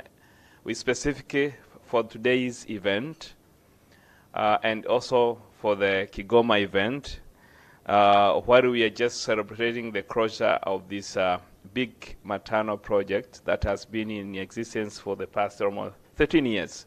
So let us clap for hand for that good job that has been done by our colleagues. Ras, honorable members of parliament who are here, Nina, and I miss my friend Helen. She's not here today, and I'm told that she left yesterday. Can see Rachel smiling. So, and other colleagues who are not here. I remember also Kerry. She's not also here. But I know that you will convey my greetings to all those whom at least we have met. But for this important time, let me convey my greetings of the United Republic of Tanzania to His Excellency Mike Bloomberg, the former mayor of New York City, who has been dedicated and committed to support our country in supporting the maternal health project in Kigoma region, Pwani and Morogoro for the past 13 years. And we know that he was not alone, but there was other collaborating partners, including HB, BAgerup Foundation, who has also been committed under the leadership of our friend Helen, whom I'm told that she left yesterday. So thank you very much. We really appreciate. And I was told that there's a big support for the past 13 years. We all have seen what has been presented by Dr. Maro. We have seen the statistics. But I was asking my friend Nina, can you quantify this in terms of monetary so that we know really how much money has been delivered into our country to support this project for the past 13 years? So she was trying to estimate almost from 30 to 40 million US dollars. This is a big support. So we thank you very much for that huge, big support. Colleagues, I don't want to repeat a lot of what has been said, but let me just say something few, at least here, for those who really want to hear me speaking in English. Our country is highly committed to ensure that we deliver quality health services to our communities. His Excellency, the President John Magufuli, is really committed to ensure that health is on the top agenda everywhere in this country. I think you have seen him everywhere he goes, he has to mention something based on health. So this is a commendable job and shows high political commitment, of which we are all proud of it. And we have seen also not only the political commitment, but also His Excellency's leadership. So let me tell one thing. For the past 3 years, 352 health centers have been upgraded and constructed to offer comprehensive emergency obstetric and neonatal care. So the move of these 352 health centers has been tremendous, excellent. And the focus of this, we just bought the model of Kigoma under the support of Bloomberg philanthropies. So that's what we can say. We bought this model that why don't we scale up these services to the rural communities? Because if we really want to achieve the universal coverage, we need to target the most vulnerable, but also the most underserved areas to ensure that they access all services, including promotive, curative, preventive, and other services that they need, with focus to pregnant women and also children under 5 years of age. So this is a big job that has been done. The government has invested a lot of money on this, and also we have been doing this under big support from the communities with the good leadership of PRH. So the President's Office, Regional Administration, local government who are not here are the one who has been supervising the good job that has been done here. So you heard about this from Dr. Chaote. He said a lot. So these are some of the good examples. But not only that, last year also we received another big funding from the government to support the health sector. 105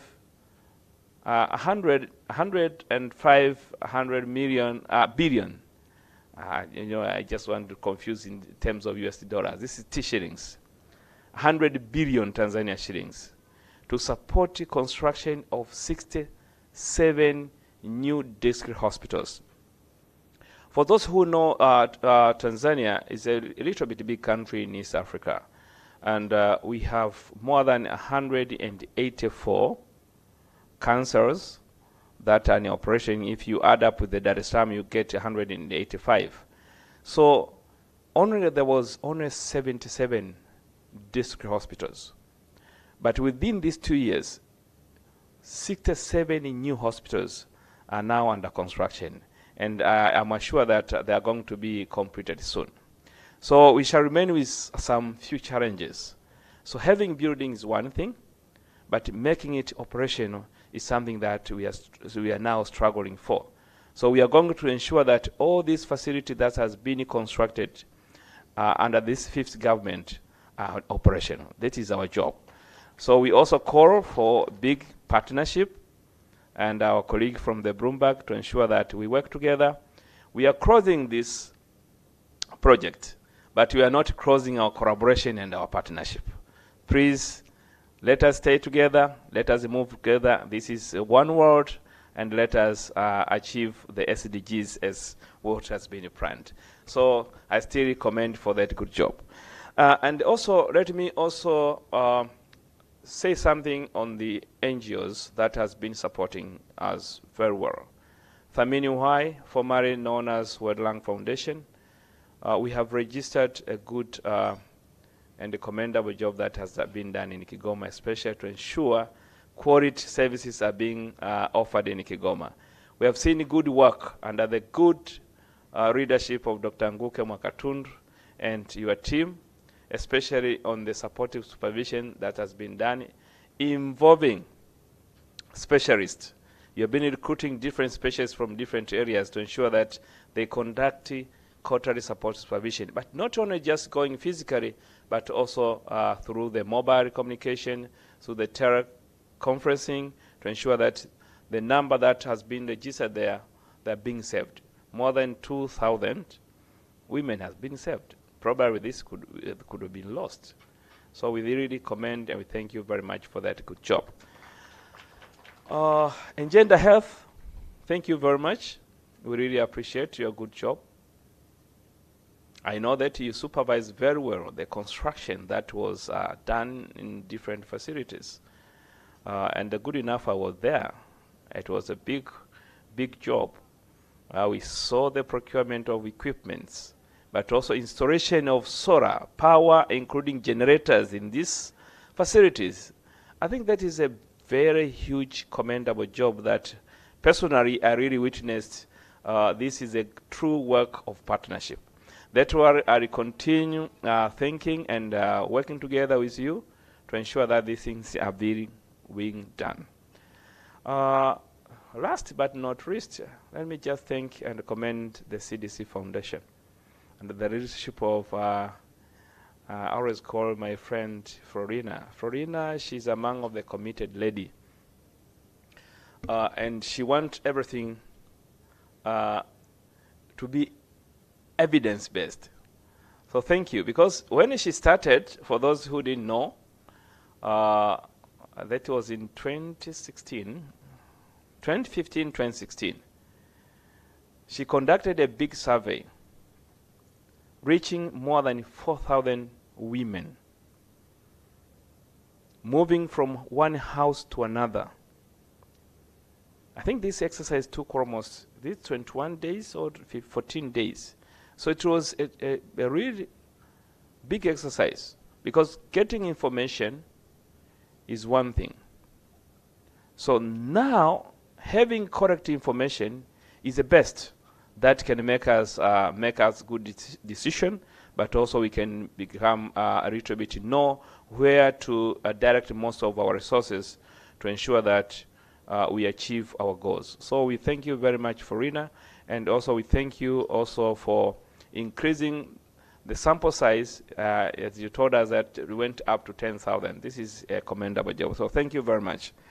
So let me thank everyone, especially the leadership of Kigoma region under his the Honorable Maganga, the regional commissioner who is not here, and also the last, my friend Rashid. Thank you very much, Dr. Chaote, and all the team, the regional health management team that has been working closely to ensure this project is on success. But let me extend my sincere appreciation to all health care workers, especially the AMOs, the nurses, the lab staff, the pharmacists who have been working tirelessly to ensure everything is done on the ground. I remember that some even used to travel a long distance to ensure that they reach or they do all the necessary things that can be done on the ground. So we thank you very much for that good job and that commendable. So colleagues, today is a day of, we are closing up this project. But we are not closing the service that we have to offer to the community. So much has been said. So we need to ensure that we put a better mechanism to ensure we sustain what we have gained, but also we improve on what we are supposed to do to ensure that the quality of services to the communities is not compromised. So let me call this for colleagues from Kigoma, but I will miss people from Morogoro here. They could even tell us better what was done in Morogoro, especially that in Mrimba or Kilombero district. Ifakara, Kilombero, I think there was a huge health facility that were really supported by Bloomberg. So we really appreciate for that good job. Morogoro also something good done, but also you touch some of the Singida presses. So we know the big support that Bloomberg did, especially in our country, to ensure that maternal, newborn, and child health is being done.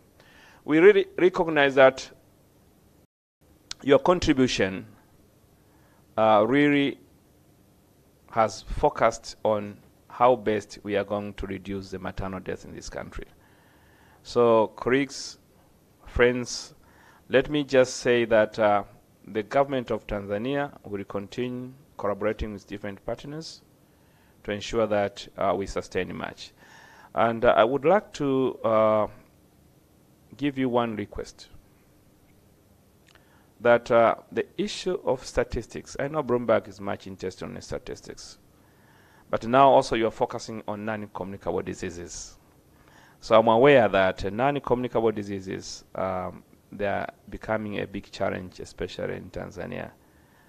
We are losing a lot of lives now down to the grassroots, but also we know how we have big gap on issue of having data on the grassroots. So Nina, please, on these two areas, please convey. I know that we shall get more time to discuss about it.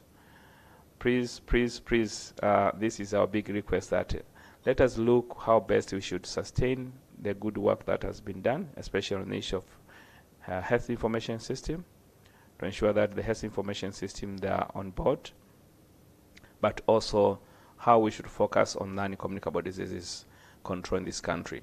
The Minister of Health, probably in November, we are going to launch a special program of non-communicable disease at the Ministry of Health.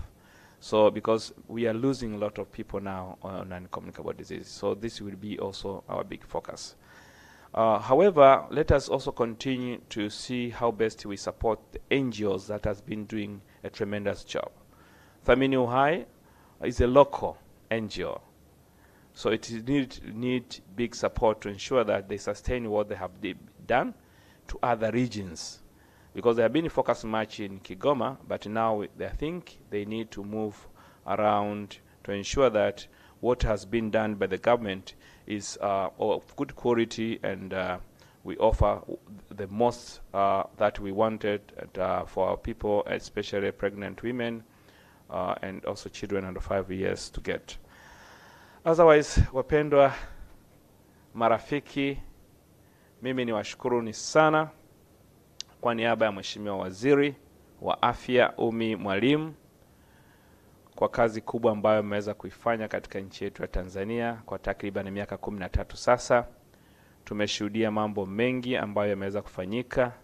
Vituo vya afya vimejengwa, hususan majengo ya upasuaji yamejengwa zaidi ya 15. Tumeona nyumba za watumishi nyingi zimejengwa kwenye vituo vyetu vya huduma. Tunawashukuru sana.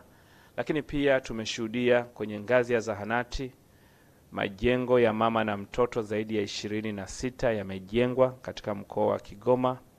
Tunawashukuru sana. Vifaa tiba, tumeona vifaa vya upasuaji zikiwemo sora, zikiwemo friji za kutunzia damu, ikiwemo vifaa vingi vimeweza kununuliwa na kufungwa kule kwenye vituo. Mimi nakumbuka Nina na Kerry walikuja Kigoma wakati tunafungua satellite blood transfusion. Na labda niseme kitu kimoja. Hawa watu wako very flexible. Kama una hoja ya msingi, wanasikiliza.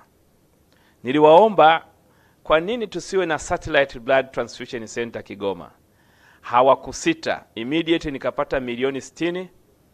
Just zikaretwa tu milioni 60 hizi hapo, tukaconstruct ile satellite blood donation center. It was really excellent, na tunashukuru tuweza mpaka kumwalika Mheshimiwa Mama Salma Kikwete. By that time alikuwa the first lady, alikuja Kigoma kwa ajili ya celebration ya masuala ya damu. Kwa hiyo this a really commendable job that ambapo tunaomba tuendelee kushirikiana nao katika masuala haya. Lakini naomba sana tuendelee na mawasiliano. Na mwisho naomba mpeleke salamu za serikali ya Tanzania kwa Bloomberg. Naomba msalimie sana. Najua Bloomberg alipanga kuja Tanzania. Kwa bahati mbaya naambiwa alishindwa. Lakini tumemshuhudia akiongea nasi juu ya miradi mikubwa ambayo ameweza kusupport. Kwa hiyo sisi tunamshukuru sana. Tunamtakia afya njema, lakini pia tunaendelea kumtakia maisha mema, na tuendelee kushirikiana. Bloomberg na timu yake hawasapoti masuala ya mama na mtoto tu. Tunatambua kwenye masuala ya road traffic accidents. Tunashukuru pia, lakini pia tunajua wanasapoti masuala ya health information, masuala ya communications, especially wanasupport pia. Tuna gazeti letu moja la Public Health Bulletin. Kwa hiyo tunashukuru sana, na tunaomba sana tuendelee kushirikiana, kwa sababu hii ni njia moja nzuri sana. Kwa namna pekee nimshukuru sana Maria amekuwa akifacilitate vikao vizuri sana na organization yake inaitwa the Compass. Sasa tunamshukuru sana Maria. She has been so innovative. Anabuni, anathinki, utamuona kwenye news. Thank you very much, Maria. Even the last meeting that we had in Dodoma, I have been seeing on the news circulating. So we thank you very much for the huge support. Lakini kikubwa, matokeo ya kupunguza vifo, hayo ndio matokeo ya mradi. Haya mengine yote zilikuwa inputs, lakini the outcome, idadi ya kina mama waliokolewa zaidi ya 2,000, haya ni mafanikio makubwa sana. Kubadilisha attitude na mindset kwa kuboresha vituo vyetu vya huduma na kuongeza idadi ya kina mama wanaojifungulia kwenye vituo vya huduma kutoka 48% mpaka 85%. Hii ni jambo kubwa sana ambalo sisi kama serikali tunajivunia sana, hususan kwa mkoa wa Kigoma ambao ni mkoa ambao tusema was among of the underserved regions, lakini sasa hivi ni mkoa ambao una shine, unang'ara katika uwanda wa Tanzania. Kwa hiyo haya ni mafanikio makubwa sana. Mimi nilikuwa naangalia hata vifo vimetoka takriban vifo 364 kati ya vizazi hai 100,000. Sasa wanaongea vifo 174 kati ya vizazi hai 100,000.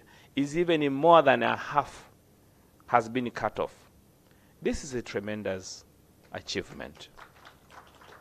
So we really thank you very much for the big investment that you have done in our country. We promise you we shall continue and we shall sustain what has been achieved in Kigoma, Pwani, and Morogoro. Under the leadership of the Ministry of Health, the leading ministry for the health sector in this country, we are going to work hand in hand with the PRH to ensure that all the gains are sustained. I thank you very much. Now, I wish you all the best. We have something to offer, but you shall get it later. There were some delays in making them available today, but I don't want to mention them here, but we really thank you very much. Asanteni sana.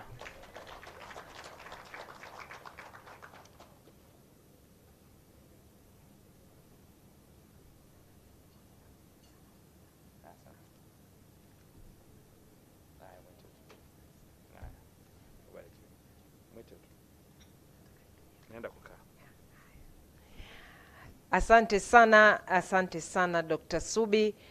Na kama tulivyosikia, yeye ni mwenye mradi pia, kwa sababu alikuwa ni RMO Kigoma kwa miaka mingi sana, kwa hiyo anauelewa vizuri sana huu mradi.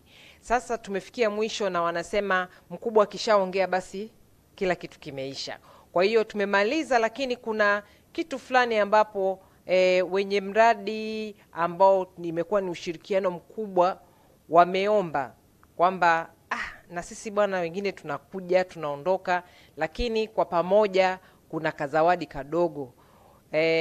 It is a part where all the partners who have been part of this project, some have been from, as we've heard, the government, there have been people who have been in the private or the civil society. Together, this is a common success. And just to close off this part of our celebration, there is something small, very small, but it's very significant, that will be given by Nina Prasad from Bloomberg Philanthropies on behalf of all the partners that will be presented to the guest of honor, and this is presented to the government of Tanzania. It is not specifically, but generally to the government of Tanzania. So if I may ask Nina, together with our guest of honor, Dr. Subi, if you can just come up here to the center so we can get the photographs as well for this small ceremony.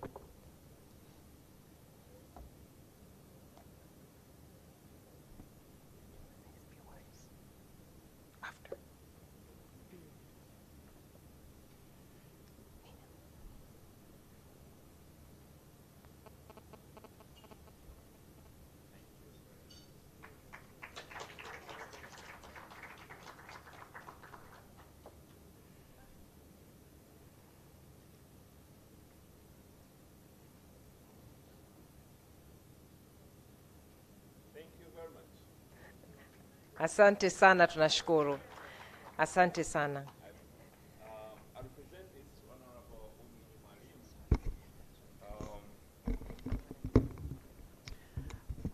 I just want to say thank you very much, Nina. Thank you very much, Bloomberg but also all the implementing partners who have been receiving support from Bloomberg and Helen BAgerup, but also from other implementing partners. And we really appreciate for this. And I'm going to present it to the Honorable Umi Mwalimu, our minister, so that, because she sent me, and this is what I've received. Thank you very much. Thank you very much, asante sana. And now, with this, we have ended our event for today. Asanteni, lakini muda bado upo kidogo, tumejaribu kumaliza kwa muda unaotakiwa. Kwa hiyo nitaomba vifuatavyo, nitoe kidogo logistics. The press will request some, and I'll quickly say who they are. So if we can have Dr. Godson Maro remain behind. Unfortunately, Dr. Subi walikuwa nahitaji waandishi kidogo kusikia, pamoja na Dr. Chaote na Ras pia, and also the two implementing partner heads. Kama mnaweza mkasubiri. May I ask now, and this is really very important, that all of you follow, nobody leaves, all of you follow for something that we've prepared. The ushers, can I see the ushers please? Are they outside? So we can move on, because the next bit is very, very important. We call it the networking bit. But while you are moving out, if you're interested as well, you can stop on your way. There's a communication booth. We've put out a lot of information about the project. There's a video going on, so you can take a look there as well. Kwa hiyo, shughuli bado haijaisha, inaendelea, lakini tunahamia kwenye ukumbi mwingine. With that, ushers wapo, naomba waingie ndani.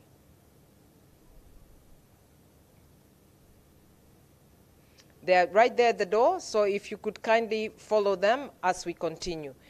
Naomba niliwataja wabaki hapa mara moja kwa ajili ya kufanya interview. Asanteni sana, na tutaendelea baadaye kidogo.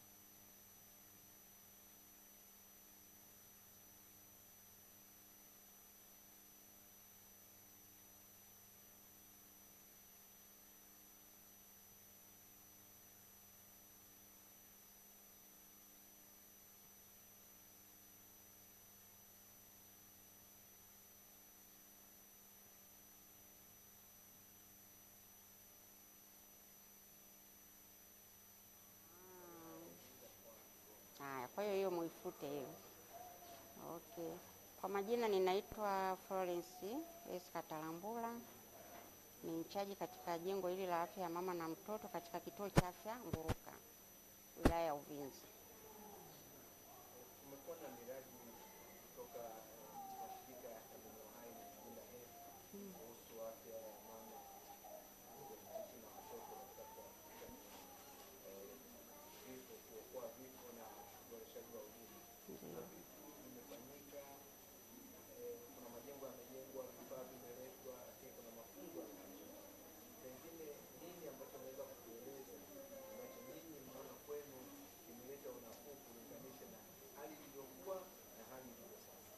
Okay, haya mashirika mawili kwa kweli yametusaidia kwa kiwango kikubwa sana. Hasa upande wa mama wajawazito. Wakiwa wajawazito na kipindi cha kujifungua. Kipindi cha nyuma tulikuwa na matatizo makubwa kwa ukosefu wa huduma, lakini baada ya kuwa thamini uhai imefika, wakina mama walipata urahisi wa kujifungua na pia katika upimaji ujauzito. Katika kujifungua tuliweza kuongezewa jengo moja la mama kujifungua ambalo ni maternity ward, lakini